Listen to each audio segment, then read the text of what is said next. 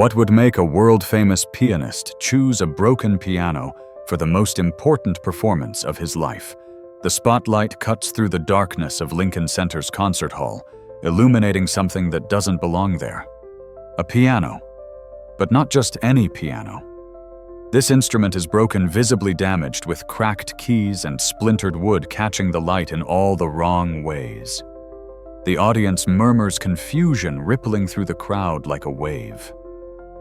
This is Lincoln Center, one of the most prestigious venues in the world. And there, on its hallowed stage, sits an instrument that looks like it was pulled from a dumpster. A man walks into the spotlight.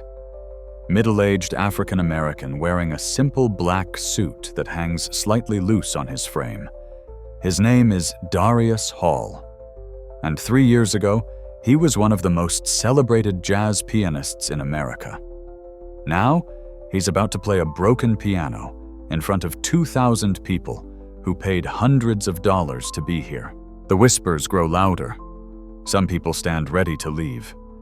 The concert organizers in the wings look panicked, whispering urgently into their headsets. But Darius doesn't seem to notice any of it. He's looking at the piano like it's the only thing in the room, like it's the only thing that matters. And then the question everyone is asking. Why did he insist this damaged instrument was the only one he would play? To understand that we need to go back 6 months earlier, to a very different stage. The rain hammered Seattle's Pike Place market like it had a grudge against the city. It was the kind of November downpour that sent tourists running for cover and turned the brick walkways into rivers of reflected neon.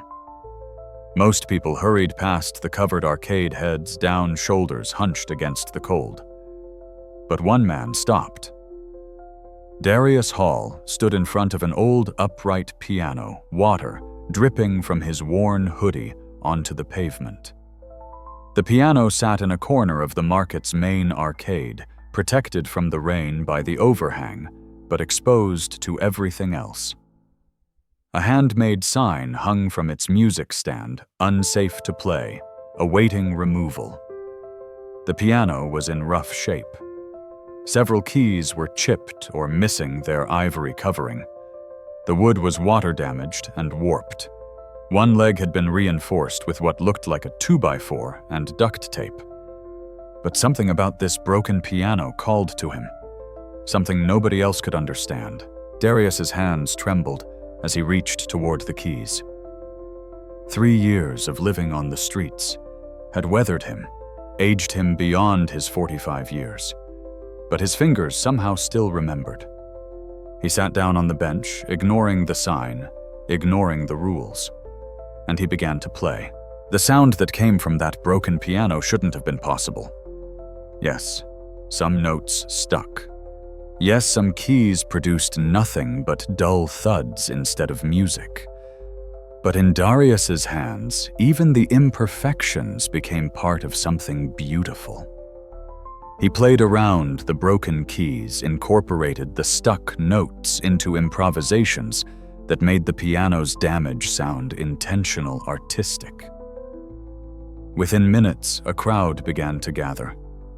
A teenage girl filming for her social media. An elderly couple sharing an umbrella. A businessman who'd been rushing to a meeting but found himself frozen in place. One by one, they stopped, drawn by the impossible beauty of broken things making music. Darius's eyes were closed. His body swayed with the melody. For the first time in 3 years, he wasn't thinking about where he'd sleep that night, or where his next meal would come from, or how he'd ended up here. For these few minutes, there was only the music. And then a voice cut through it all. "Sir, you need to stop." Darius's hands stilled on the keys. He opened his eyes to find a man standing beside the piano. Late 50s graying hair, wearing a burgundy vest with a name tag that read, Owen Bennett, Bennett's Music Shop. The piano's broken, Owen said, not unkindly. "It's been condemned. The city's supposed to haul it away next week. It's not safe." Darius looked down at the keys. His fingers rested on them gently like they were something precious. "I know it's broken," he said quietly. "Then you understand why you can't play it." Owen gestured to the small crowd. Someone could get hurt. A key could snap, the frame could collapse. "I'm sorry, but I have to ask you to leave." Darius didn't move. His jaw tightened. When he spoke again, his voice was barely above a whisper, but everyone heard it.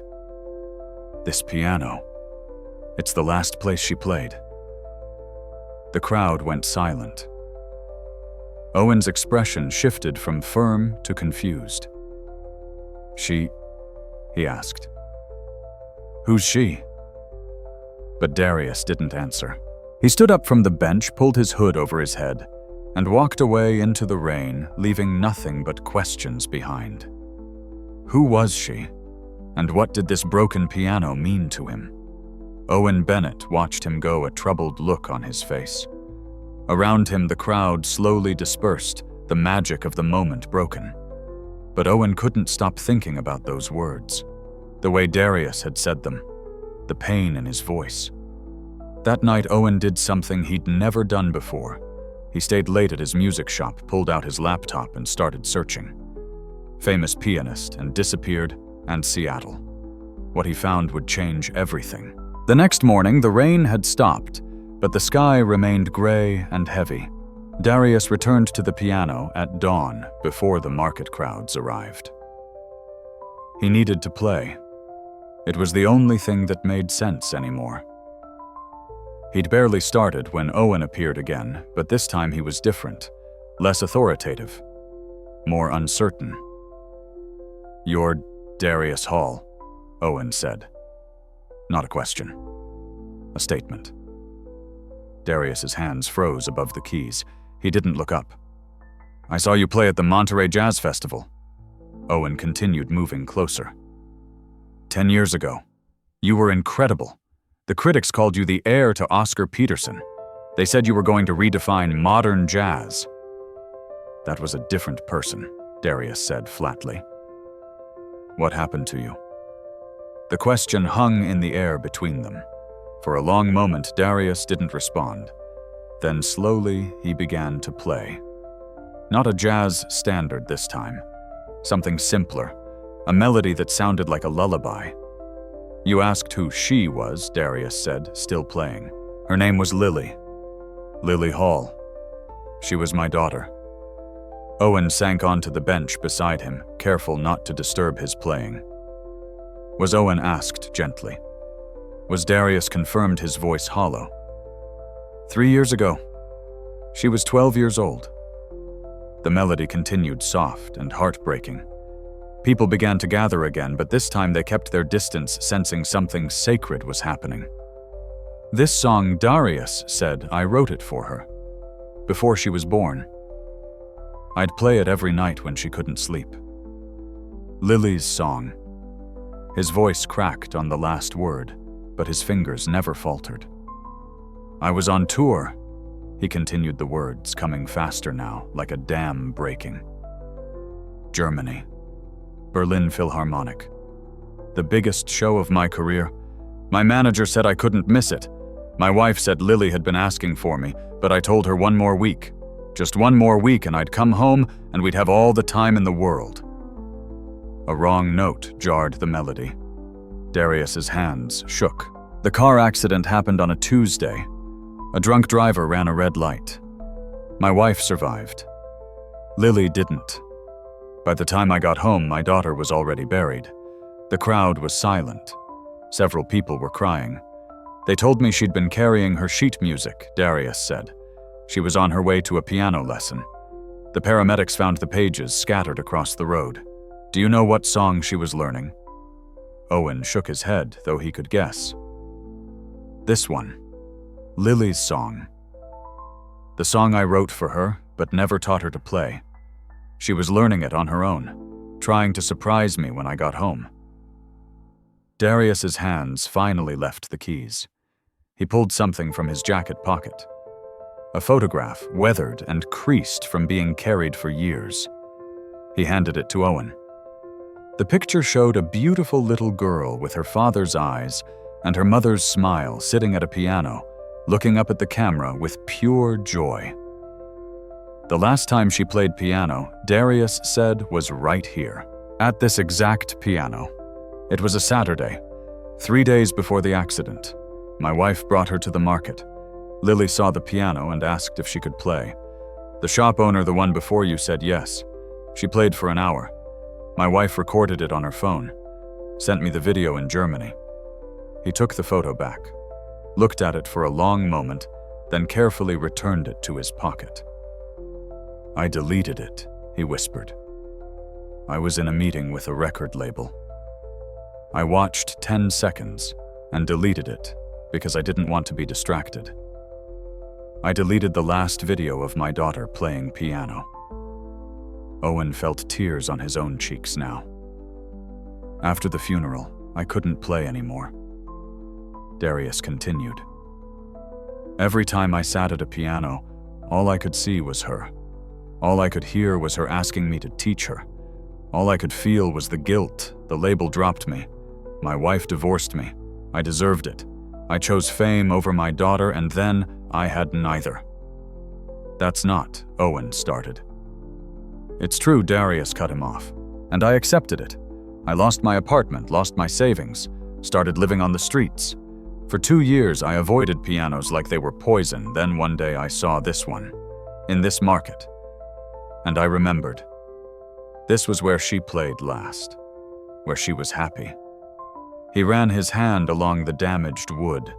"It broke something in me, or fixed something. I don't know which. But I knew I had to come back here. I had to play where she played. On the last piano she touched." Owen was quiet for a long time. Around them, the market was coming to life, but their bench felt like an island, separate from everything else. "The piano's being removed next week," Owen finally said. "I know. I own the music shop across the way. I have some pull with the market management." Darius looked at him for the first time. Really looked at him. "I can't promise anything," Owen said slowly. "But maybe I can convince them to delay the removal. Maybe I can get the piano moved to my shop instead. Maybe—" "No," Darius interrupted. "Don't fix it. Don't move it. Just let me play it here while it's still here. That's all I'm asking." Owen studied the broken piano, then the broken man beside it. "Okay," he said. "Okay, I'll talk to them. You can play." For the first time since Owen had met him, Darius Hall smiled. It was small, sad, but genuine. "Thank you," he whispered. And then he began to play again. Over the next few days, as Darius played at the broken piano, Owen found himself learning more about the man and the daughter he'd lost. Some of it came from Darius himself in quiet conversations between songs. Some of it came from Owen's own research late at night in his shop, piecing together the story from old articles and interviews. Darius Hall had been a prodigy. Born in Detroit to a single mother who cleaned houses to pay for his piano lessons, he'd given his first concert at age 9. By 20, he'd recorded his first album.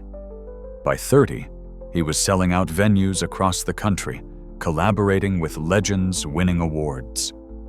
And then, he'd met Sarah Chen, a violinist with the Seattle Symphony. They'd married within a year. Lily was born 2 years later.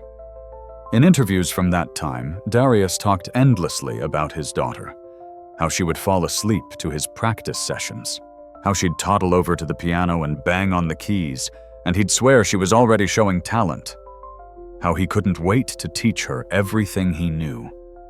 But then came the success, the tours, the international acclaim, the recording contracts that demanded more time, more travel, more everything. One article from 5 years ago showed Darius being interviewed backstage in Tokyo. The journalist had asked about his family. "I miss them every day," Darius had said. But this is my window, you know. The time when I can really make my mark. Lily's young. She won't remember me being gone. But she'll grow up proud of what her father accomplished. I'm doing this for her future. Reading it now, Owen's heart broke. Darius had believed it. Truly believed that his absence was a gift. Another article from Lily's elementary school newsletter featured a profile of the young pianist. The teacher had written, "Lily Hall is one of our most dedicated music students. She practices every day after school, learning pieces far beyond her grade level. When asked why she works so hard, she simply says, 'Because Dad plays piano, and I want to play like him.'" The article included a photo. Lily at age 10, sitting at an upright piano in her school's music room, beaming at the camera.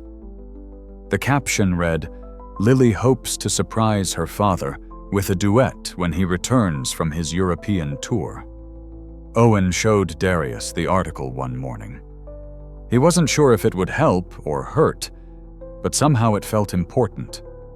Darius stared at the photo for a full minute without speaking. Then he carefully folded the printout and put it in his pocket next to the other photo he always carried. "She never got to surprise me," he said quietly. "I came home 3 days after the funeral. The house was full of flowers and casseroles and people telling me it wasn't my fault. But Sarah wouldn't look at me. She locked herself in Lily's room and wouldn't come out." He sat at the broken piano, his hands resting on the keys without playing. "I tried to go into Lily's room," once he continued. "About a week after. Sarah had finally left the house, gone to her sister's. I thought maybe if I could be in her space, touch her things, I could, I don't know, feel close to her somehow." "What happened?" Owen asked. Her piano was still open, a piece of sheet music on the stand, Lily's song. She'd written notes all over it, annotations about fingering tempo dynamics. She'd circled the hard parts and written "practice more" next to them. Darius's voice was breaking now, and at the bottom of the page in her handwriting she'd written, "For Dad, can't wait to show him." He pressed a key. The note stuck silent. "I couldn't breathe," he whispered. "I ran out of that room and I never went back. A month later, Sarah asked for a divorce. I signed the papers. I deserved it. I deserved all of it." Owen wanted to argue, to tell him he was being too hard on himself, but he could see that Darius had long ago passed the point where words could reach him. "After the divorce, I tried to keep playing professionally," Darius continued. "My agent booked a comeback show, small venue jazz club in New York. I thought maybe music could save me. It always had before. What happened? I got through half of the first song and collapsed on stage. Panic attack. Couldn't breathe, couldn't think, couldn't do anything but see Lily's face. They had to carry me out. The video went viral. 'Fallen jazz star has breakdown.' That was the headline." He laughed bitterly. "After that, nobody would book me. The label dropped me. My agent stopped returning calls. I had some money saved, but without work, it went fast. Therapy medication trying to cope. And then one day I woke up and I had $7 in my bank account and an eviction notice on my door." "You became homeless. It happened faster than you'd think. Without income, I couldn't pay rent. Without an address, I couldn't get work. It's a spiral. One day you're sleeping on a friend's couch, the next you're in a shelter, the next you're under a bridge." Darius looked around the market at the early morning vendors setting up their stalls. "I wandered for 2 years," he said. "Portland, San Francisco, back to Seattle. Avoiding pianos, avoiding music, avoiding anything that reminded me. Until I saw this one." He patted the damaged wood affectionately. "You said this was where she played last," Owen prompted gently. "It was a Saturday in November, 3 years ago. Almost exactly 3 years ago, actually. This week." Darius's hands began to move across the keys, now playing softly. "Sarah sent me the video. Lily in her purple jacket, the one with the flower on it. She was so small her feet barely touched the pedals, but she played. Chopsticks then. Twinkle. Twinkle. Little star. Then she tried something harder. Something I'd been working on during my last visit home. The melody he played now was complex, beautiful, clearly far beyond a 12-year-old's skill level. She couldn't get it right, Darius said, smiling slightly at the memory. But she kept trying. Over and over, and every time she messed up, she'd laugh. This pure, joyful laugh. Like making mistakes was part of the fun. His own playing suddenly incorporated wrong notes, stuck keys, moments of silence where there should have been sound. But somehow it still worked. The imperfection became the art. In the video, Sarah finally told her they had to go. Darius continued. And Lily looked right at the camera and said, "Tell Daddy I'm getting better. Tell him when he comes home I'm going to play this for him perfectly." A tear rolled down Darius's cheek. That was the last thing she ever said to me. Through a video I watched for 10 seconds and deleted. "Tell Daddy I'm getting better." The music stopped. The market was fully awake now, bustling with Saturday morning shoppers. But around the broken piano, a small crowd had gathered again, silent witnesses to Darius's pain. "So now I play here," Darius said. "On this broken piano.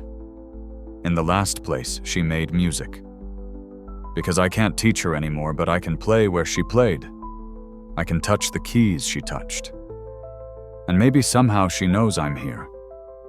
Maybe she knows I finally came home." Owen had no words.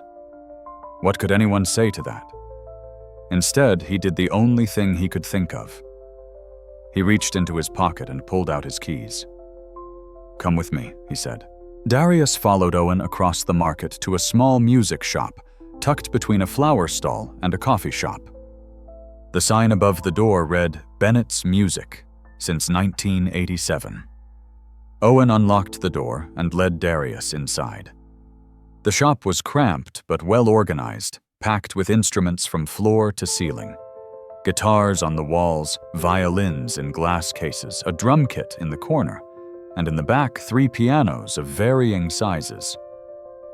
"I've owned this place for 20 years, Owen said, walking toward the back. "My father opened it in '87. I grew up here, actually. He taught me to repair instruments before I could read music." He stopped in front of a beautiful baby grand piano, its black surface gleaming even in the shop's dim light. "This one's a Yamaha," Owen said, running his hand along its edge. "Pristine condition. Perfect tone. I could lend it to you. You could play this instead of that broken thing out there." Darius shook his head immediately. "I appreciate what you're trying to do," he said quietly. "But that's not the point. The broken piano is where she played. That's what matters." Owen nodded slowly, like he'd expected that answer, but had to try anyway. "Can I ask you something?" Owen said. "Why Seattle? Why come back here?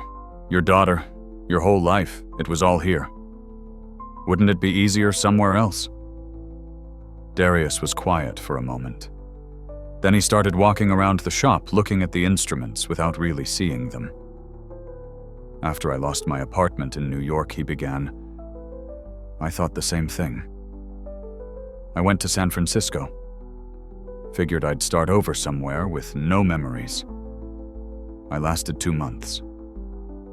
Do you know why I left?" Owen shook his head. "Because I realized I didn't want to escape the memories. The memories were all I had left of her. The pain was the only way I could still feel connected to Lily." Darius picked up a small ukulele, examined it, put it back. In San Francisco, there were no places we'd been together, no restaurants where she'd loved the pancakes, no parks where she'd learned to ride her bike. It felt like erasing her.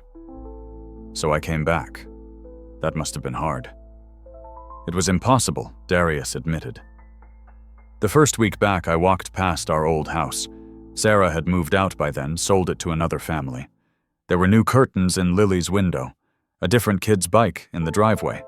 I stood across the street for 2 hours just staring until the new owners threatened to call the police. He laughed humorlessly. But even that pain, that horrible gutting pain of seeing someone else living in our home, it was better than nothing. It was proof she'd existed. Proof she'd been real. Owen sat down on the piano bench, gesturing for Darius to join him. "How did you survive?" he asked. 3 years on the streets, It's hell," Darius finished. "People think homelessness is just about not having a house. But it's about not having anything. No privacy, no safety, no dignity. You're invisible to most people and threatening to the rest." He sat beside Owen, his fingers automatically finding the keys, playing quietly. "The first night I slept outside, I was so scared I didn't sleep at all," he continued. "I was in a park, and every sound was a threat. Every person who walked by might hurt me, rob me worse. When the sun came up, I was so relieved I cried." "Where did you go during the day?" "Libraries mostly. They're warm, free, and nobody bothers you if you're quiet. I'd spend hours there just sitting. Not reading, not doing anything, just existing in a space where I wasn't being moved along." The music he played was melancholic, drifting. "The hardest part wasn't the hunger or the cold, or even the fear," Darius said. "It was the invisibility. You stand on a street corner and thousands of people walk past, and not one of them looks at you. You're a piece of trash they step around. You're a problem they avoid. You're nothing. But people stopped to listen when you played," Owen pointed out. "Yeah," Darius agreed. "They did. At first I didn't play for them. I played because I couldn't not play anymore. Being here at that piano, something broke open in me. Or maybe something healed. I'm still not sure which. You said you avoided pianos for 2 years. What changed?" Darius was silent for a long moment, his hands still moving across the keys. "It was the anniversary," he finally said. 2 years exactly since the accident. I woke up that morning under the Highway 99 viaduct, and all I could think was, Lily's been gone for 2 years, and I haven't played her song once.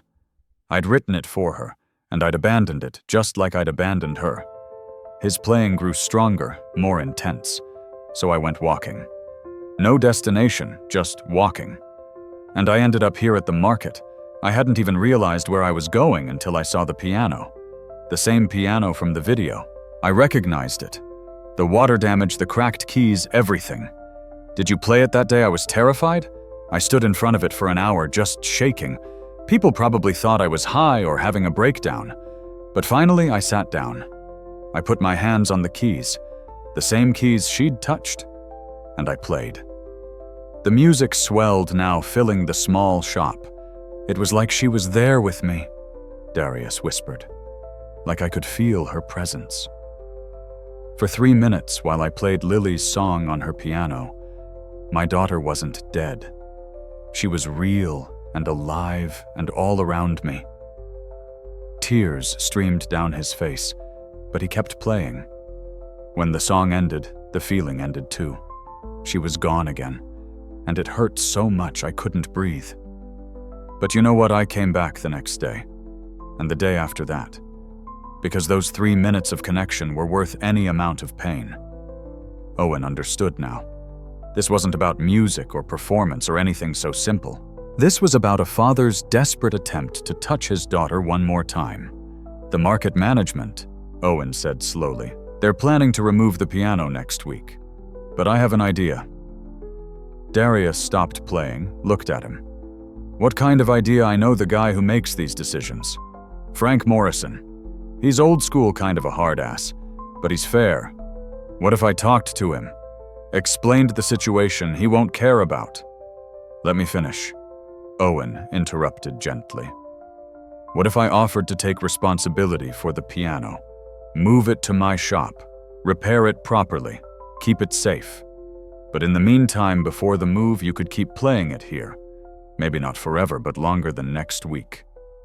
Darius was shaking his head before Owen finished. I told you I don't want it repaired. I don't want it moved. This place, this exact spot, that's what matters. I understand, Owen said. But wouldn't Lily want the piano to be saved? Wouldn't she want it to keep making music? It was a low blow, and Owen knew it. But he also knew Darius needed hope. needed something to hold on to beyond pain. Darius stood up abruptly, walked to the shop's front window. Outside, the market was alive with Saturday commerce people laughing and shopping and living their uncomplicated lives. "You don't know what she'd want," Darius said quietly. "Because I never asked her. I never took the time to know my own daughter well enough to understand what she wanted." "That's not true," Owen said firmly. "You wrote her a song. You played for her every night. I left her." Darius interrupted, his voice breaking. "When she needed me most, when she was learning to play, when she was growing up, I was on the other side of the world collecting awards." "What kind of father does that?" "A human one," Owen replied. "An imperfect one. One who made mistakes. Yes, but who loved his daughter. That love is in every note you play. Anyone who hears you can feel it." Darius turned back, his face wet with tears. "Then why does it hurt so much?" "Because love doesn't end when someone dies," Owen said softly. "It just becomes something we carry. And sometimes the weight of it is unbearable. But sometimes, if we're lucky, we find ways to share the load." He stood up, walked over to Darius. "Let me help you," he said. "Not by taking away the piano or trying to fix what can't be fixed, but by making sure you can keep playing it for as long as possible. Will you let me do that?"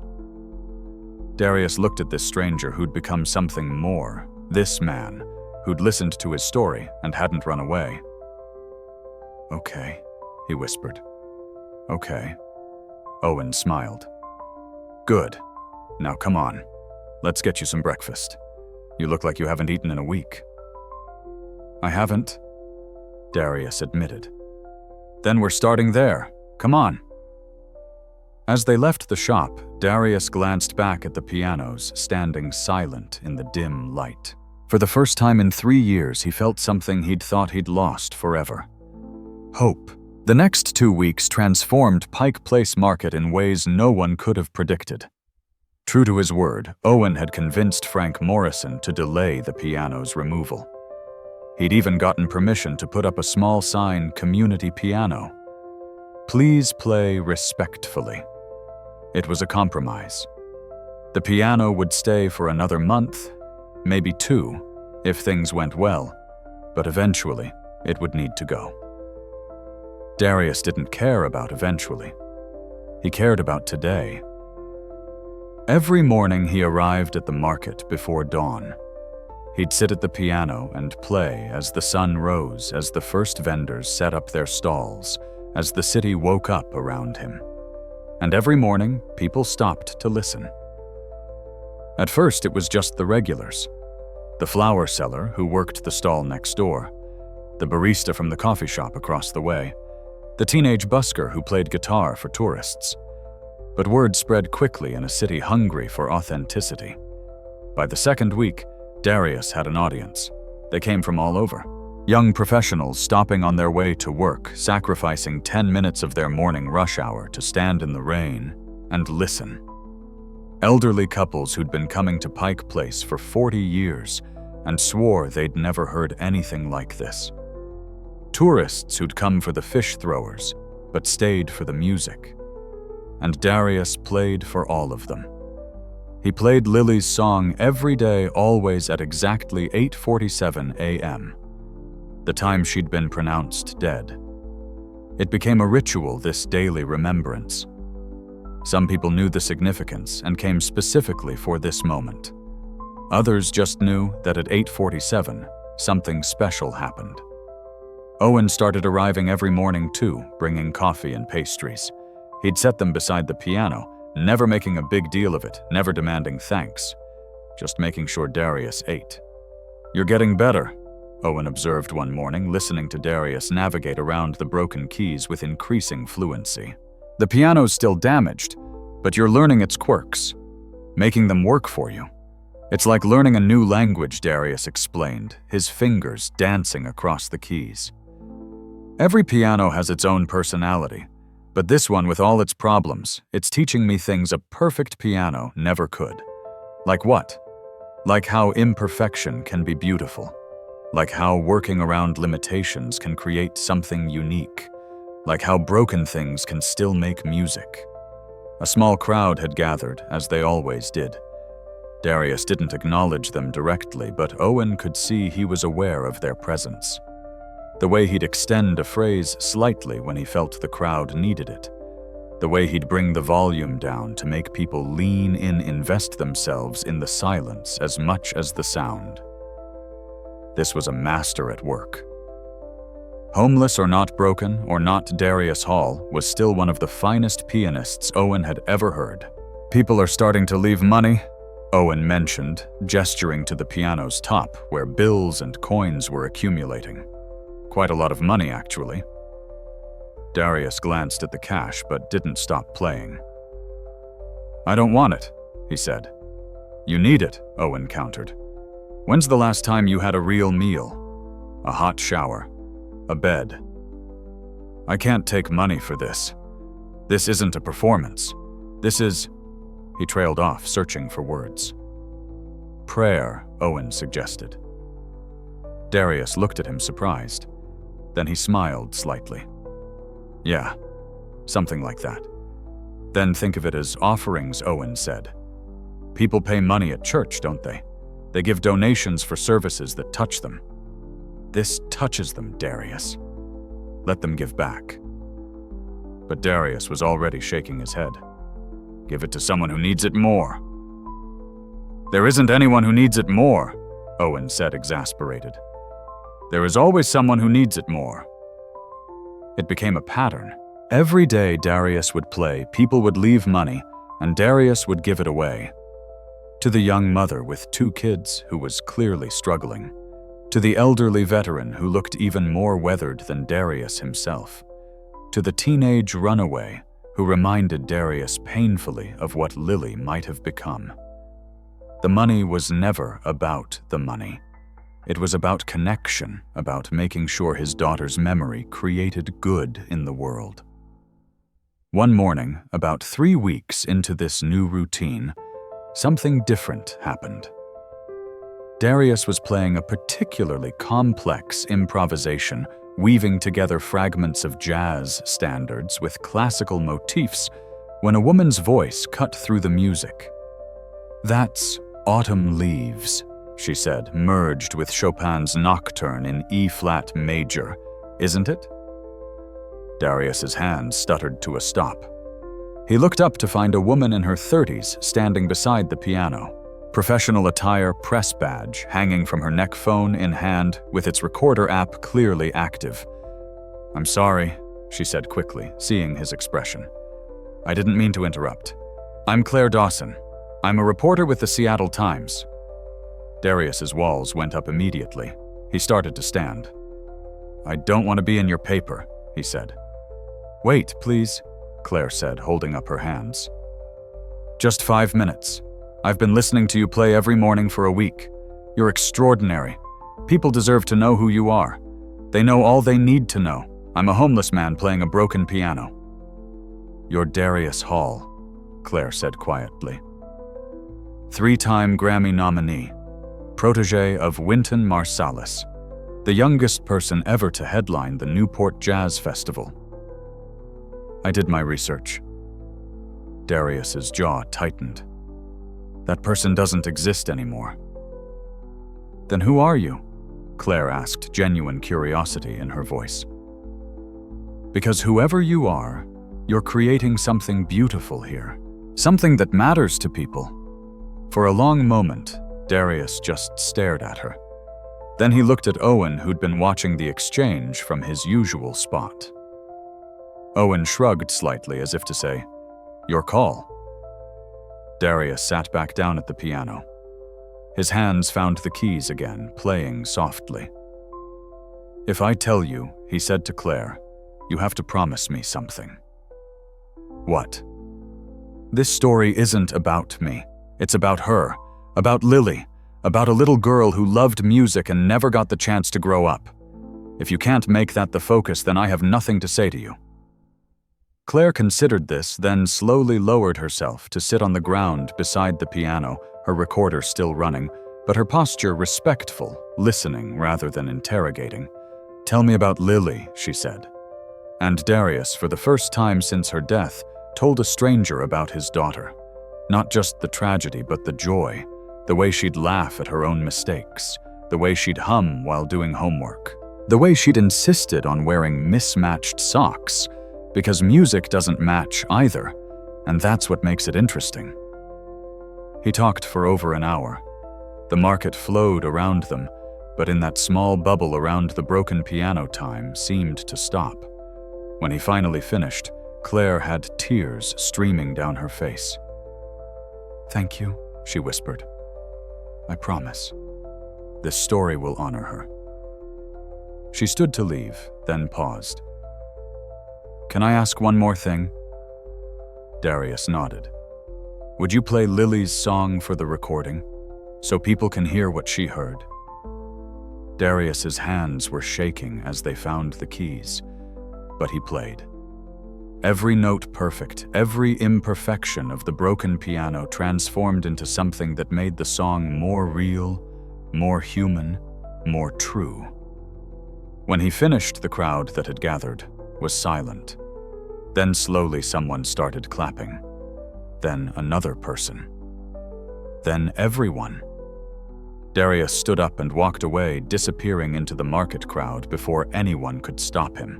Claire stood there, her recorder full of the most beautiful music she'd ever heard, knowing she was about to write the most important story of her career. Claire Dawson spent 3 days researching Darius Hall's story before she wrote a single word. She tracked down his ex-wife, Sarah. The conversation was short and painful. Sarah had remarried, moved to Portland, built a new life. She didn't want to talk about Lily or Darius or any of it. He was a good man who made terrible choices. Sarah had said, her voice tight with old pain. "I don't hate him. I just can't look at him without seeing everything we lost." Claire found Darius's former agent, who'd dropped him after the breakdown in New York. "Look, I feel bad about how it ended," the agent said, clearly defensive. "But this is a business. Darius was unreliable, damaged goods. I couldn't sell a pianist who couldn't get through a performance without collapsing." I had other clients to think about. She interviewed the record label executives who'd called him the next Oscar Peterson, then cut him loose when the money stopped flowing. She talked to jazz musicians who'd played with him, who spoke of his genius in hushed, reverent tones, as if discussing someone long dead. And she spent hours at Pike Place Market watching Darius play, watching the crowds gather, watching something magical happen every single morning at 8:47 a.m. Finally, she sat down to write. The article appeared in the Seattle Times on a Sunday morning, front page above the fold. The headline read, "The Broken Piano Pianist: How Grief Music and a Damaged Instrument Found Each Other at Pike Place Market." Claire had kept her promise. The story was about Lily, about a father's love and guilt and desperate need to connect with the daughter he'd lost, about how music can be both the source of greatest pain and the path to healing. She'd included quotes from Darius, from Owen, from regular market-goers who'd been touched by the daily performances. She'd written about the broken piano itself, about how its imperfections mirrored the imperfections of life and love and loss. And at the end of the article, she'd embedded a video, Darius playing Lily's song on the broken piano with a photo of young Lily overlaid on the screen. The response was immediate and overwhelming. By Monday morning, the video had been viewed over 1 million times. By Tuesday, it was trending on every social media platform. By Wednesday, national news outlets were wanting to do their own features. The broken piano pianist became a phenomenon. People started making pilgrimages to Pike Place Market specifically to hear Darius play. The crowds grew so large that market security had to manage them. Donations poured in far more than Darius could give away to individual people in need. Owen watched it all happen with a mixture of pride and concern. "You okay with this?" he asked Darius one morning, as they navigated through a crowd of over 200 people just to reach the piano. Darius looked overwhelmed, exhausted, but there was something else in his expression too. Something that might have been purpose. "I don't know," he admitted. "Part of me wants to run away. This was supposed to be private, just me and Lily and this piano." But Owen prompted. "But I keep thinking about what she'd say. Lily loved sharing things. When she learned a new song, she'd play it for everyone, the neighbors, the mailman, anyone who'd listen. She'd be so excited about all these people hearing her song." He sat at the piano, and the crowd immediately quieted. "Maybe this is what she'd want," Darius said quietly. "For her song to reach people, to matter to them the way she mattered to me." Before Owen could respond, a voice called out from the crowd. Darius Hall. A man in an expensive suit was pushing through the crowd. Late 60s gray hair, the kind of presence that commanded attention. He reached the piano and extended his hand. "Gerald Whitmore," he said. "I'm the director of programming at Lincoln Center." Darius stared at the outstretched hand, but didn't take it. "I know who you are," he said. "Then you probably know why I'm here," Whitmore continued, unfazed by the cold reception. "I've seen the videos, I've read Claire's article, and I have a proposition for you." "I'm not interested in—" "Just hear me out," Whitmore interrupted gently. Lincoln Center hosts an annual benefit concert. We call it the Renewed Voices series. It features musicians who've overcome significant challenges to return to their art. Cancer survivors, accident victims, people who fought their way back from the edge. "I haven't fought my way back from anything," Darius said flatly. "Haven't you?" Whitmore gestured to the piano, the crowd, the moment. "You're playing again. You're reaching people. That's a return whether you want to call it that or not." Darius's hands rested on the keys, not playing, just touching them like a talisman. "What are you asking?" he said. "One performance. Lincoln Center's main stage. A memorial concert dedicated to Lily. All proceeds go to a charity of your choice, something in her name. We'd promote it as a tribute, not a comeback. A father honoring his daughter through the art they both loved." The crowd was silent now, everyone straining to hear this conversation. "I can't," Darius whispered. "I can't get on a stage again. Last time I tried, last time you were alone with your grief," Whitmore said. "This time you'd be bringing her with you, bringing her story, giving her the audience she deserves." It was a compelling argument, and Whitmore knew it. But Darius was shaking his head. "I appreciate the offer, but no. This piano, this place, this is where I need to be." Whitmore pulled a business card from his pocket and set it on top of the piano. "The offer stands," he said. "We'd be honored to host you whenever you're ready. Think about it." He disappeared back into the crowd, leaving Darius staring at the business card like it was a bomb that might explode. Owen picked it up, examined it. "Lincoln Center," he said. "That's about as prestigious as it gets." "I know. You could reach millions of people. Tell Lily's story on the biggest possible platform. I know. But you don't want to." Darius finally started playing a melancholic improvisation that sounded like internal conflict translated into music. "It's not that I don't want to," he said. "It's that I'm terrified. What if I fail? What if I break down again? What if I dishonor her memory instead of honoring it?" Owen sat beside him on the bench, as he'd done so many times over the past month. "What if you succeed?" he asked quietly. "What if you give the performance of your life and touch millions of people and create something beautiful in Lily's name? What if that's what's supposed to happen? I don't know if I can." "You're already doing it," Owen pointed out. "Every morning. For all these people. The only difference would be the venue." Darius played for a long time without responding. The crowd listened, patient, understanding that they were witnessing something important. Finally, he stopped playing and looked at Owen. "Can I tell you what really scares me?" he asked. "Of course. What if I go to Lincoln Center and I succeed, and the audience loves it and it feels good? What if I enjoy it?" His voice cracked. "What right do I have to feel anything good when my daughter is dead? When she never got to grow up, never got to perform, never got to live?" Owen was quiet for a moment, choosing his words carefully. "Darius," he said finally, "do you think Lily would want you to suffer forever?" "No. But do you think she'd want you homeless and broken and punishing yourself every day?" "No." "Then what would she want?" Darius closed his eyes, and Owen could see he was remembering something. "She used to tell me," Darius whispered, "after my concerts, she'd say, 'Dad, I hope when I grow up I make people as happy as you do when you play.' She thought music was about spreading joy. Then spread joy in her name," Owen said simply. "Not for you, for her. Give her the concert she never got to give. Share her song with the world. Let her make people happy even though she's gone."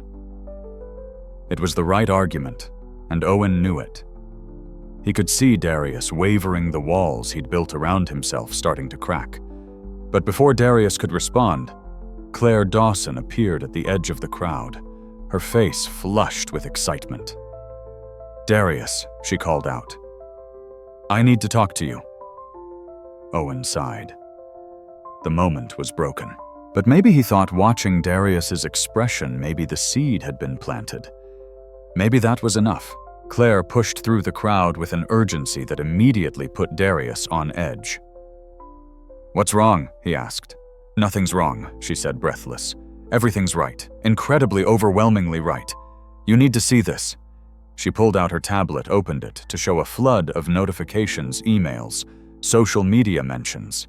The numbers were staggering. Millions of views, tens of thousands of comments, shares in the hundreds of thousands. The video, she explained, it's everywhere. CNN picked it up. BBC, international outlets.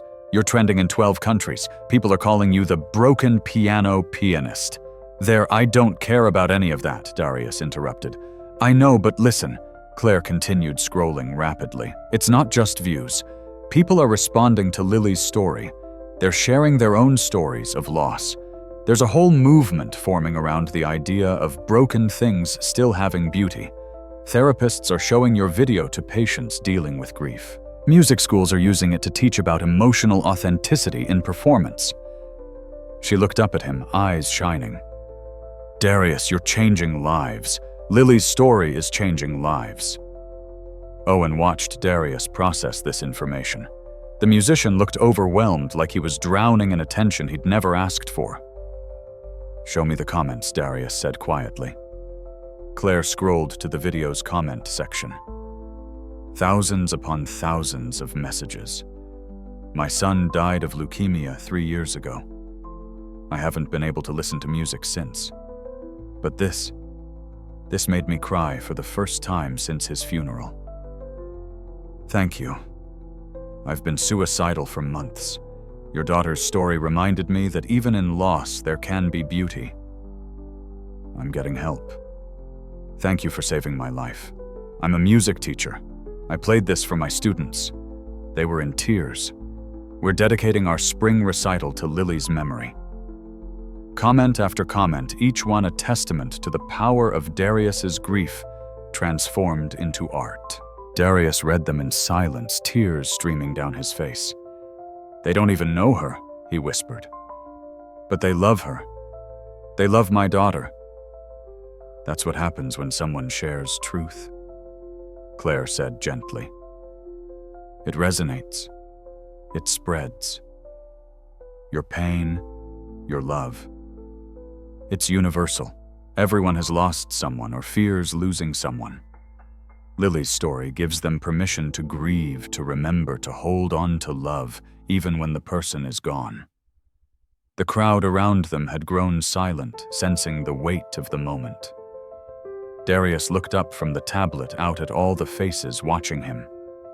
Young and old, rich and poor people from every walk of life, all connected by this story, this music, this broken piano.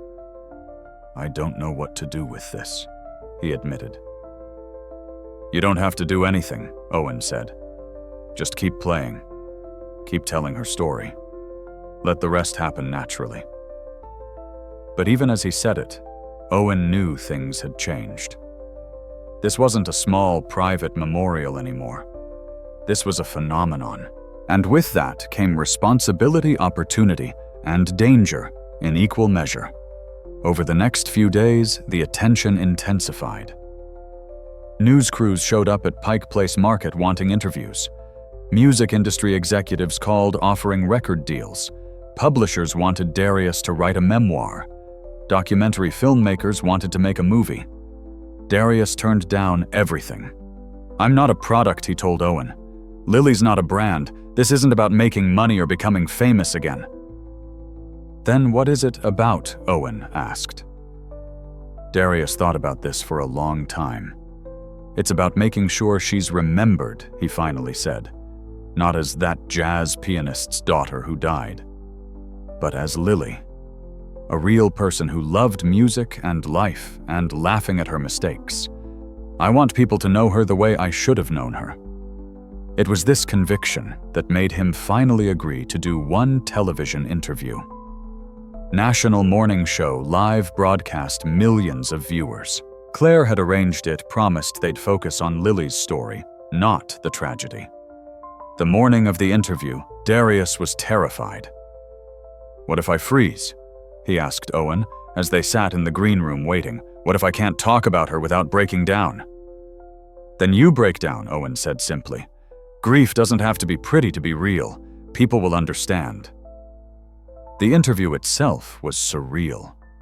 Sitting on a pristine set, bright lights, famous host, asking questions about the worst thing that had ever happened to him. But Darius kept his focus on Lily. He talked about her laugh, her terrible jokes, the way she'd organize her sheet music by color instead of composer because it looks prettier that way. The time she'd tried to teach the family cat to play piano and had been genuinely surprised when it didn't work. He made her real. Not a tragic figure, but a living, breathing child who'd had quirks and dreams and a whole life ahead of her. And when the host asked him to talk about the broken piano, Darius's answer was simple. "It's broken just like I am. But it still makes music just like I'm trying to. Lily taught me that imperfection doesn't mean worthless. It just means real." The host asked about Lincoln Center's offer. Darius paused, looked directly into the camera. "I've been thinking about it," he admitted. "And I've realized something. I've spent 3 years hiding from the world, punishing myself, keeping Lily's memory small and private because I was afraid. Afraid that sharing her would somehow diminish her, or that I didn't deserve to celebrate her life when I'd failed her so badly." He took a breath. But that's not what she would have wanted.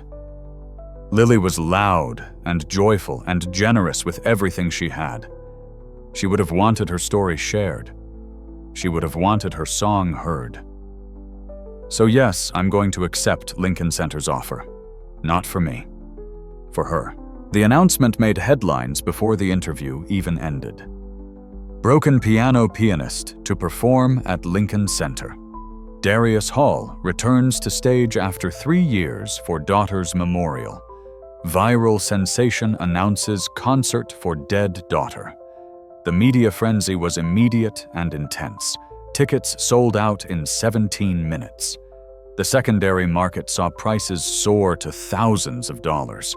Critics were already writing preview pieces speculating about whether Darius could handle the pressure, whether he'd break down again, whether this was exploitation or art. Darius ignored all of it. He had 2 months to prepare, and only one thing mattered. "I need to be ready," he told Owen. "Not just technically, but emotionally. I need to give Lily the performance she deserves." "You will!" Owen assured him. But privately, Owen worried. This was a lot of pressure for a man who'd been broken for so long. What if it was too much? What if Darius wasn't ready? And then there was the question he hadn't asked yet. The question that had been bothering him since Darius first accepted the offer. Darius Owen said one morning, as they sat at the broken piano, the market quiet in the early hours. "What are you going to play at Lincoln Center?" Lily's song, of course. Her story. That's what matters. "But what piano will you use?" Darius looked at him confused. "They have beautiful concert grands there. Steinways, Yamahas, the finest instruments in the world." Darius's expression changed, understanding dawning. "No," he said quietly. "Not a different piano." "Darius, you can't?" "This piano," Darius said firmly, his hand on the broken instrument. "This is the one. This is her piano. This is the only one that matters." Owen's heart sank. "They'll never allow it. Lincoln Center has standards reputation. You can't bring a broken, damaged piano onto that stage." "Then I won't perform," Darius said simply. And just like that, Owen realized they had a serious problem. The argument between Darius and Lincoln Center lasted 3 weeks. Gerald Whitmore was polite but firm. "Mr. Hall, I understand your emotional attachment to this particular instrument, but it's simply not feasible. The piano is damaged, potentially dangerous, and frankly not suitable for a venue of Lincoln Center's caliber." "Then I'll perform somewhere else," Darius replied, equally firm. "Be reasonable," Whitmore pressed. "We have 6 Steinway Model D concert grands. Each one is perfectly maintained, professionally tuned, world-class instruments that the finest pianists in the world play. You could have your choice of any of them. I choose this one." Round and round they went. Whitmore offered compromises: a similar model piano, aged to look like the broken one, a digital recreation of its unique sound. Darius refused everything. "You don't understand," he finally said during one particularly heated phone call. "This isn't about the sound quality or the technical specifications. This piano is where Lily played, where she touched the keys, where she existed. Playing any other piano would be like performing in memory of a stranger." Claire, who'd been mediating many of these conversations, tried a different approach. "What if they moved the piano to New York?" she suggested. "Transported it carefully, kept it in the same condition, but brought it to Lincoln Center. Would that work?" Darius considered this. Maybe he admitted. But Whitmore remained skeptical. "Even if we agreed to transport it, which would be logistically complex and expensive, we'd need to ensure it was safe. Have it inspected, evaluated by our technical staff. If they deem it unsafe for performance, we can't use it. It's a liability issue." Darius reluctantly agreed to the inspection. Owen, who'd been watching all of this unfold, had been working on a secret project. Every night after the market closed, he'd been coming to the piano with his tools, not to repair it completely, but to stabilize it, reinforce the internal structure, make sure it would survive both the transport to New York and the performance itself. He did it carefully, preserving all the visible damage, all the broken keys and cracked wood that made the piano recognizable. But internally, he made it strong, made it safe. He didn't tell Darius what he was doing. This was his gift, his way of making sure the performance could happen. The inspection took place on a Tuesday morning. Lincoln Center sent 2 technicians armed with tools and skepticism. They examined every inch of the piano, tested its structural integrity, assessed the risks. Darius stood nearby, tense, barely breathing. Finally, the lead technician looked up. "It's stable," he said, surprise evident in his voice. "Damaged, yes, but the internal frame is solid. The action is functional. With some minor adjustments for transport, this piano could make the journey." Darius nearly collapsed with relief. However, the technician continued, "I have to warn you, the sound quality is compromised. Multiple keys don't function properly. The tone is inconsistent. From a purely technical standpoint, this instrument is inferior to what Lincoln Center can provide." "I don't care about superior," Darius said. "I care about right." The technician shrugged and marked his report as approved. Whitmore called an hour later. "Against my better judgment," he said, "we're going to make this work. The piano will be transported to New York next week. We'll have it on stage for one rehearsal and the performance. After that, you'll need to arrange for its return to Seattle." "Thank you," Darius whispered. "Don't thank me yet," Whitmore said. "This could be a disaster, but it could also be extraordinary. I'm choosing to believe in the latter." After the call ended, Darius sat at the piano, overwhelmed. This was really happening. In 6 weeks, he'd be on stage at Lincoln Center playing this piano, telling Lily's story to the world. The terror was immediate and all-consuming. Owen found him there an hour later, still sitting, staring at the keys. "You okay?" Owen asked. "No," Darius admitted. "I'm terrified. What if I fail? What if I break down again? What if you succeed?" Owen interrupted, echoing his earlier words. "What if this is exactly what's supposed to happen?"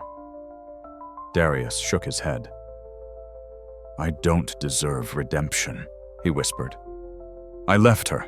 I chose fame over her.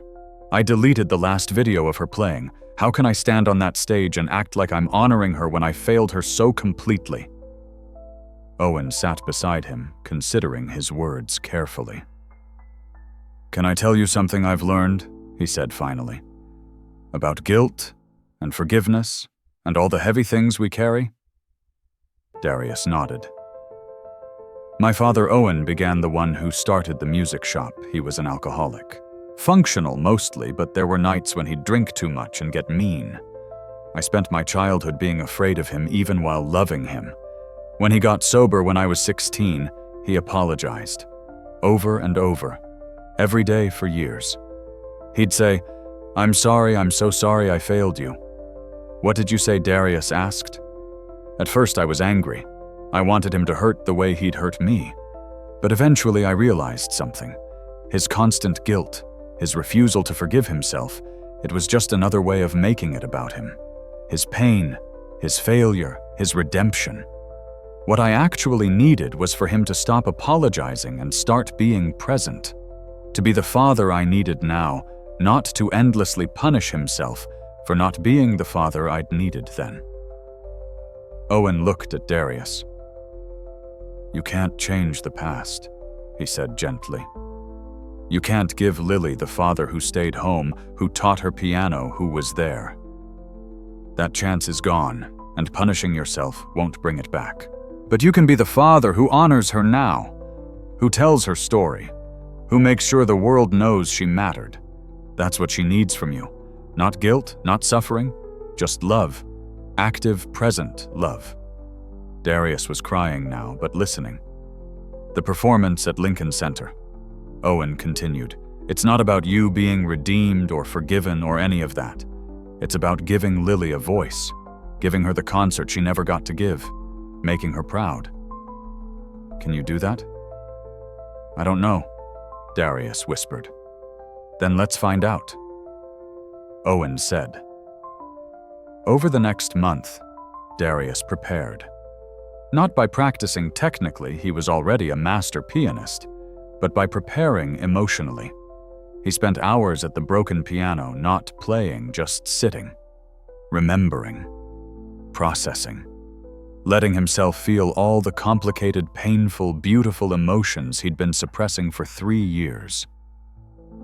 He talked to Claire about Lily sharing stories that would become part of the concert's program. Funny moments, tender moments, real moments that painted a picture of a whole person, not just a tragedy. He even called Sarah. The conversation was awkward, painful, but necessary. "I'm doing this concert," he told her, "at Lincoln Center, for Lily. I wanted you to know." There was a long silence. "Are you ready for that?" she finally asked. "No, but I'm doing it anyway." Another silence.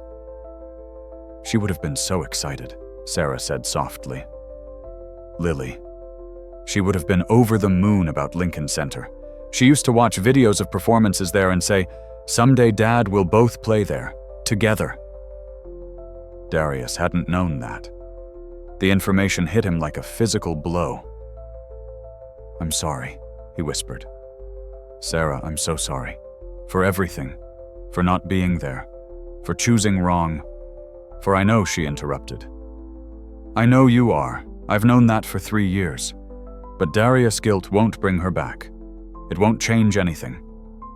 I don't know how to live without the guilt," he admitted. "It's the only thing that makes sense. Then maybe this concert is your chance to figure that out," she said. "To find a way to love her that doesn't require you to destroy yourself. She wouldn't want that. You know she wouldn't." "Will you come?" Darius asked. To the performance.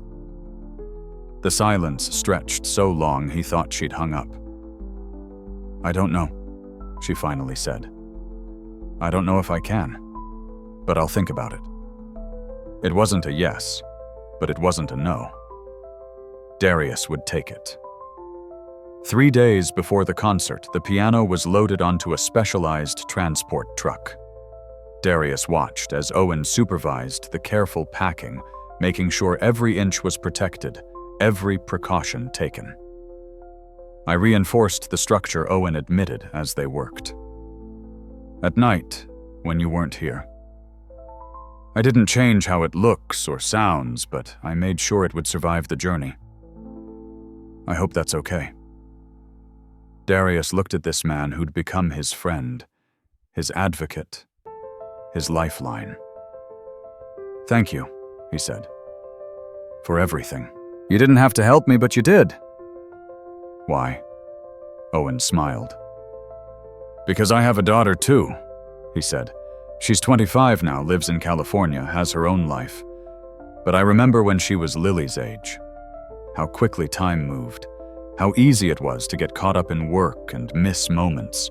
Your story, it reminded me to call her more, to be present. So really, you helped me too. The piano was secured, ready for its journey." Darius ran his hand along its damaged surface one last time. "I'll see you in New York," he whispered to it. The night before Darius's flight, Owen presented him with something unexpected. A small wooden box, hand-carved, beautiful.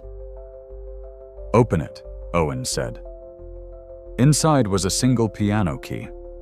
One of the broken ones from the original instrument, the one Owen had carefully preserved when reinforcing the structure. "For luck," Owen explained.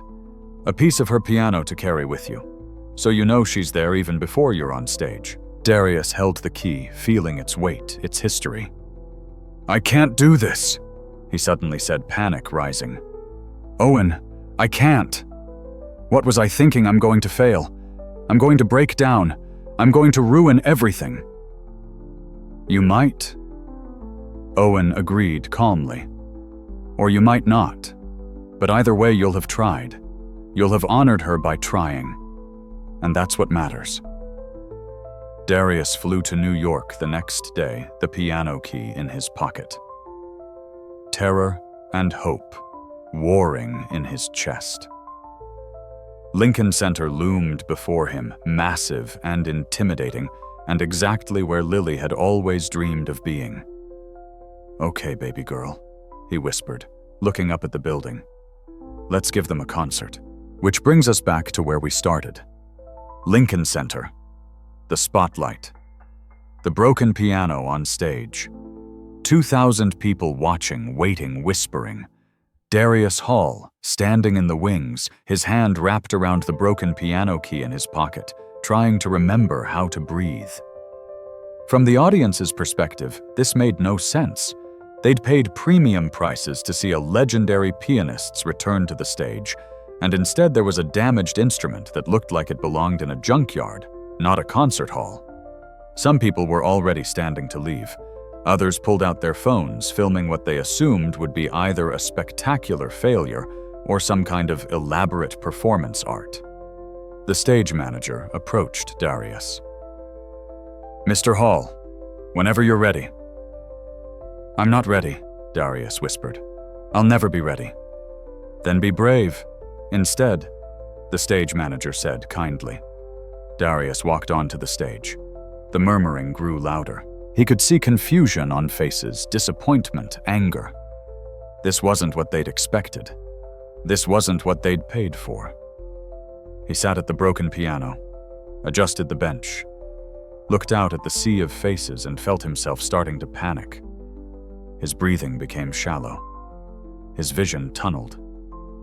This was how it had started last time 3 years ago, the breakdown that had ended his career.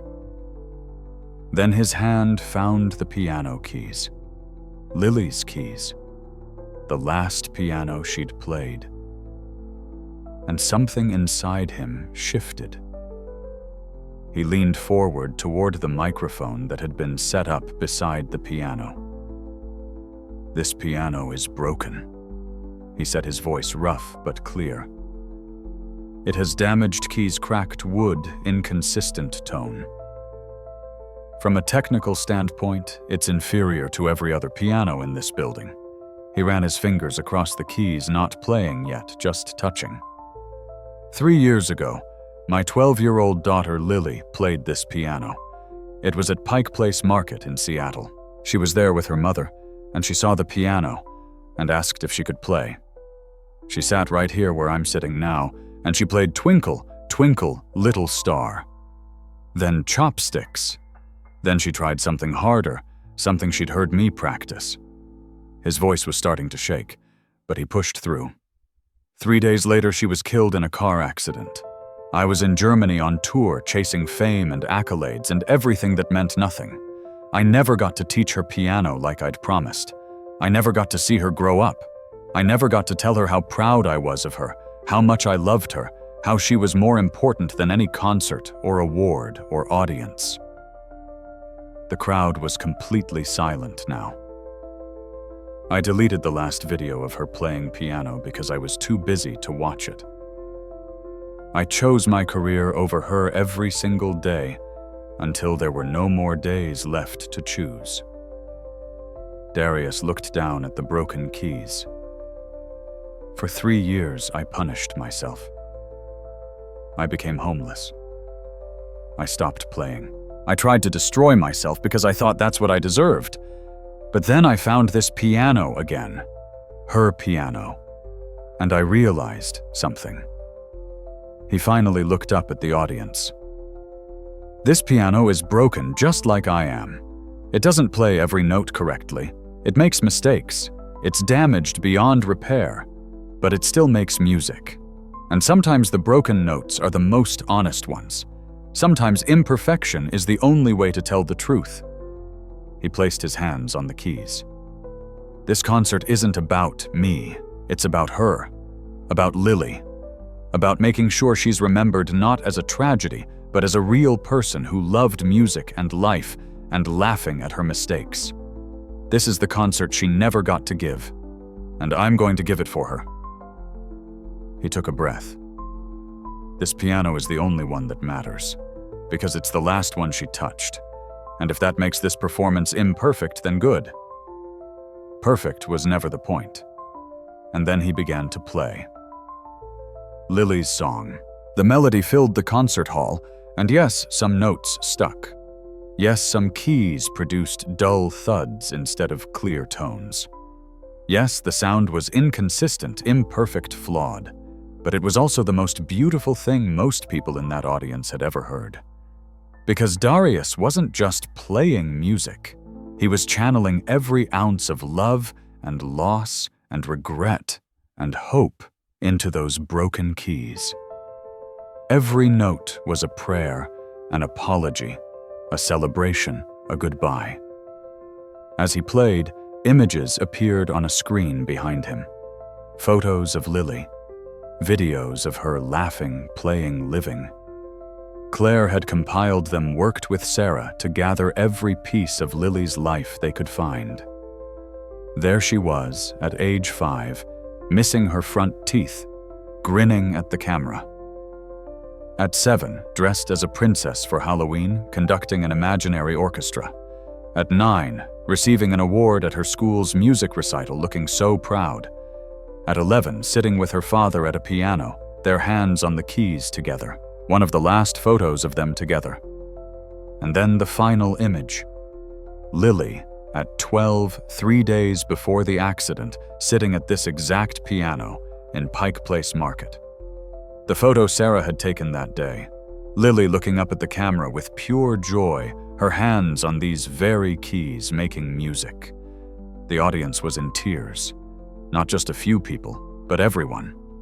Even the critics, who'd come expecting to write scathing reviews about exploitation and poor taste, found themselves crying for a little girl they'd never met, moved by a broken piano, playing broken music with perfect honesty. Darius played for 12 minutes straight. The song that should have taken 4 minutes expanded, incorporating improvisation memories, translated into melody, pain and love, braided together into something that transcended music and became pure emotion. When he finally played the last note, he kept his hands on the keys, his head bowed, tears streaming down his face. The silence that followed lasted maybe 5 seconds, but it felt eternal. Then someone stood up. Then another. Then another. Within seconds, the entire audience was on their feet, applauding. Not the polite, measured applause of a typical concert, but something raw and real and desperate. People were crying openly, holding each other, overwhelmed by what they'd just experienced. Darius stayed at the piano, unable to move, unable to process what was happening. A voice called out from the audience. "Thank you for sharing her with us." Then another voice. "Lily's beautiful." And another. "We'll remember her." The applause continued for 6 full minutes. Darius finally stood, bowed slightly, his eyes scanning the crowd. And then he saw her. In the back row, standing applauding, tears streaming down her face.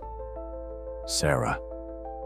Their eyes met across the vast space of the concert hall, and in that moment, something passed between them. Not forgiveness exactly, not reconciliation, but acknowledgement. Shared grief. Shared love for the daughter they'd both lost. Darius bowed again, this time toward her specifically. She nodded back. It was enough. He approached the microphone one last time. "Thank you," he said simply. "Thank you for listening to her song. Thank you for remembering her. Thank you for proving that broken things can still be beautiful." He gestured to the piano. "All proceeds from tonight's concert will go to the Lily Hall Music Foundation, which will provide free piano lessons to children who couldn't otherwise afford them. Because Lily believed music should be for everyone. She believed joy should be shared. And even though she's gone, her belief lives on." More applause, more tears, more catharsis. Finally, mercifully, it was over. Darius walked off stage, collapsed in the wings, and sobbed like he hadn't sobbed in 3 years. Owen was there, having flown in that morning. He sat beside Darius, didn't say anything, just sat with him while he cried. "I did it," Darius finally whispered. "I gave her the concert." "You did," Owen confirmed. "And it was perfect. It was broken," Darius corrected. Same thing Owen said with a smile. Later, after the crowds had dispersed, after the press had gotten their quotes and photos, after the business of the evening had concluded, Darius stood alone on the stage. The broken piano sat silent in the spotlight. He walked over to it, sat down one more time, and played a single note. One of the good keys, clear and true. "I love you, Lily," he whispered. "I hope you heard it. I hope you know." The note faded into silence. And for the first time in 3 years, Darius Hall felt something that might have been peace. 6 months after the Lincoln Center concert, Darius Hall stood in front of a renovated warehouse in Seattle's Central District watching workers install a sign. Lily's Music Foundation, it read in bold, cheerful letters. Where every note matters. The foundation had happened faster than Darius could have imagined. The concert had raised over $2 million. Additional donations poured in from people who'd been moved by Lily's story. Music companies donated instruments. Teachers volunteered their time. And now here it was. A real place. A real tribute. Inside the warehouse, 20 pianos of various sizes and conditions filled the space. Some were pristine, donated by wealthy benefactors. Others were old, well-worn, repaired, and maintained by Owen and his team. And in the center of the room, in a place of honor, sat the broken piano from Pike Place Market. Darius had insisted it be brought here, set up exactly as it had been at the market. The unsafe-to-play sign was gone, but the damage remained preserved and protected. "Are you sure you don't want to repair it?" Owen had asked when they first set it up. "No," Darius had said firmly. "It needs to stay broken, so kids can see that broken things still have value, still make music, still matter." Now, on opening day, Darius watched as the first students arrived. 20 children aged 6 to 16, all from families who couldn't afford private lessons. All selected because they'd shown interest in music and piano in learning. They were nervous, excited, chattering among themselves as they filed into the building. Darius greeted each one personally, learning their names, asking about their musical interests, making them feel welcome. Among them was a girl named Maya, 12 years old, with Lily's same bright energy and enthusiasm. "Is that the piano from the video?" she asked, pointing to the broken instrument. "It is," Darius confirmed. "It doesn't look very good," Maya said honestly. "No, it doesn't," Darius agreed. "But looks can be deceiving.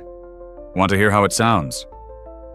He sat at the broken piano and played a simple melody. Still imperfect, still flawed, still beautiful. Maya's eyes widened. "That's amazing," she breathed. "Can you teach me to play like that?" Darius smiled. "I can teach you to play like you. Not like me. Not like anyone else. Just like Maya. That's the most important lesson." "Will you really teach us?" another student asked. "Like personally, every day," Darius confirmed. "I'll be here every day, along with our other instructors. This is what I do now. This is what matters." Owen watched from the doorway, pride evident on his face. He'd become the foundation's director of operations, managing the logistics while Darius focused on teaching. The first class began simply. Darius gathered all 20 students around the broken piano. "This piano," he said, "belonged to my daughter Lily. The foundation is named after her. She loved music more than anything in the world, and she believed it should be shared with everyone, not just people who could afford expensive lessons." The students listened raptly.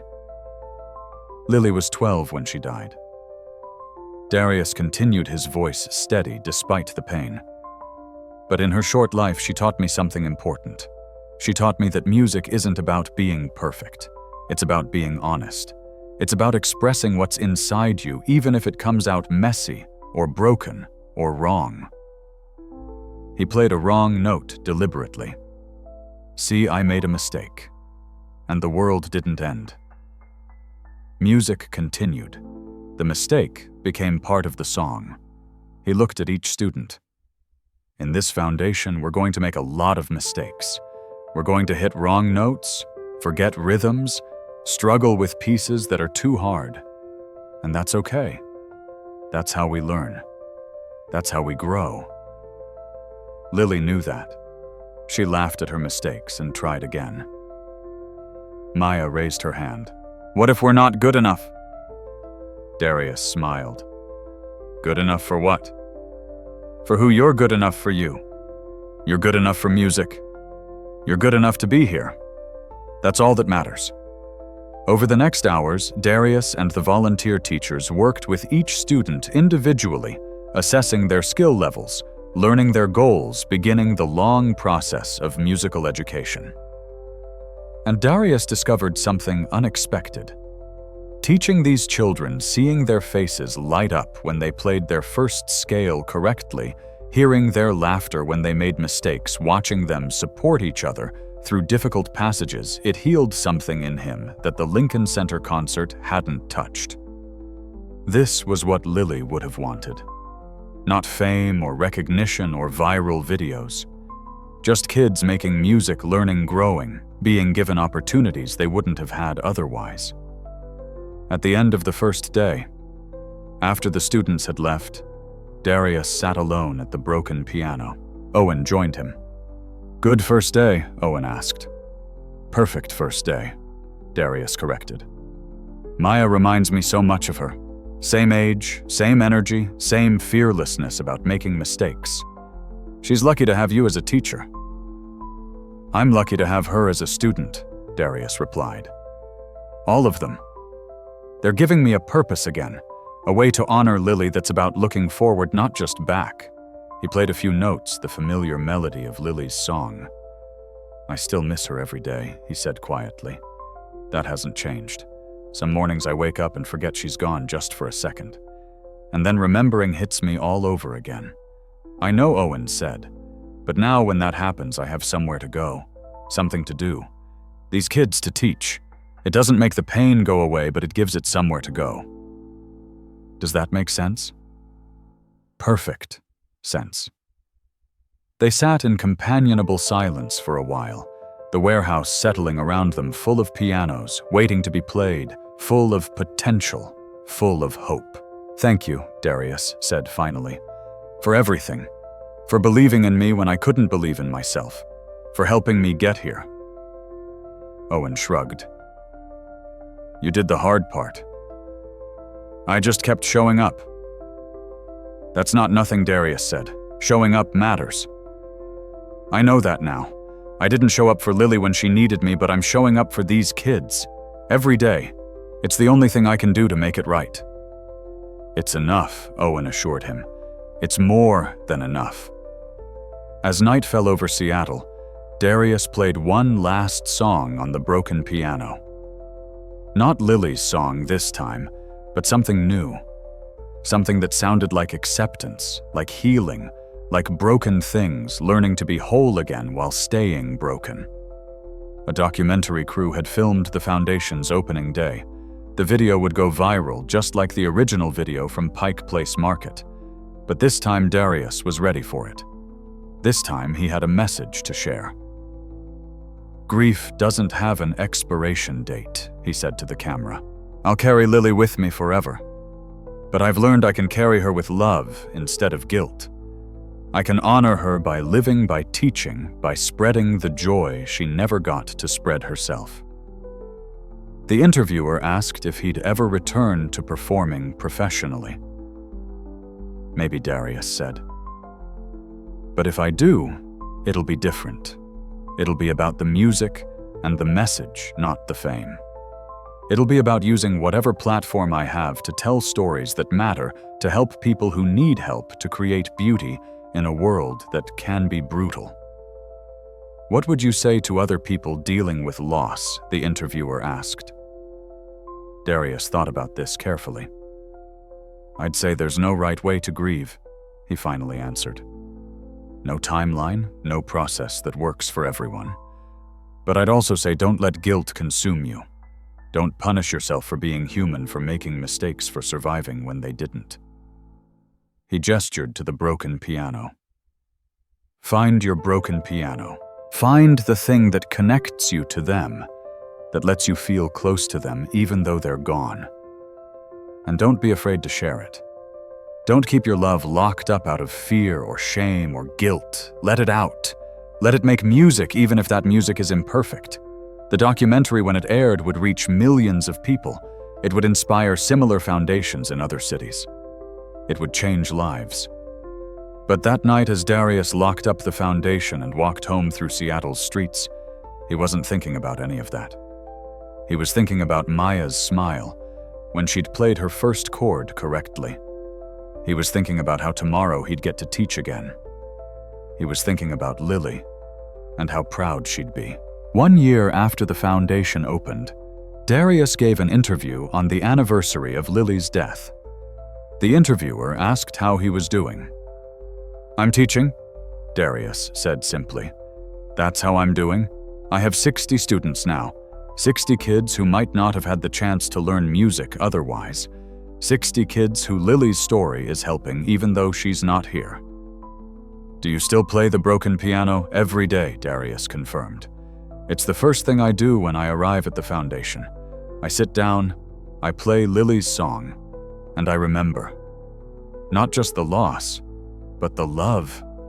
Not just what was taken, but what I was given." "What would you say to Lily if she could hear you now?" Darius was quiet for a long moment. "I'd say I'm sorry I wasn't there when it mattered. I'd say I love her more than words can express. I'd say she was right, music should be shared, joy should be spread, and mistakes are just part of learning." He smiled slightly. "And I'd say I'm finally doing what she always wanted. I'm teaching. I'm showing up. I'm being the father to these kids that I should have been to her." "Is that redemption?" the interviewer asked.